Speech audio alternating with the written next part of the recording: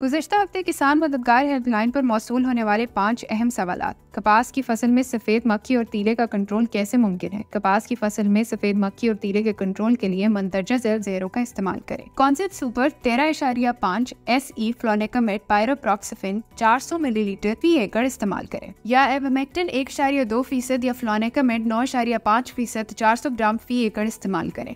मौसमी खरीफ मकई की शरह बीज क्या है? 8 से 10 किलोग्राम बीज की फी एकड़ सिफारिश की जाती है। बीज साफ सुथरा, सेहतमंद, खालिस और 90% से ज़ायद रुएदगी वाला होना चाहिए। मकई की खरीफ मौसमी फसल का वक्त काश्त क्या है? मकई की खरीफ मौसमी फसल को 15 जुलाई तक 15 अगस्त तक काश्त किया जा सकता है। धान की फसल में घोड़ा घास की तनफी कैसे मुमकिन है?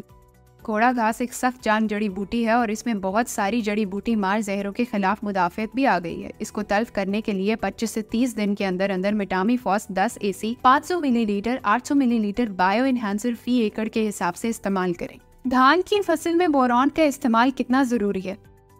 बोरॉन की कमी की सूरत में नए निकलती हुई नोकें सफ़ेद और लिपटी हुई होती हैं। शदीद कमी की सूरत में नए निकलने वाले पत्ते गिर जाते हैं, ताहम शगुफे बनते रहते हैं। अगर सिट्टे बनते वक्त बोरॉन की कमी आए तो दाने नहीं बनते। बोरॉन की कमी की सूरत में इसका इस्तेमाल धान की पैदावार में इजाफे का बायस बनता है और दाने के मेयार को भी बेहतर बनाता है। मज़ीद रहनुमाई के लिए किसान मददगार हेल्पलाइन पर राब्ता करें। शुक्रिया।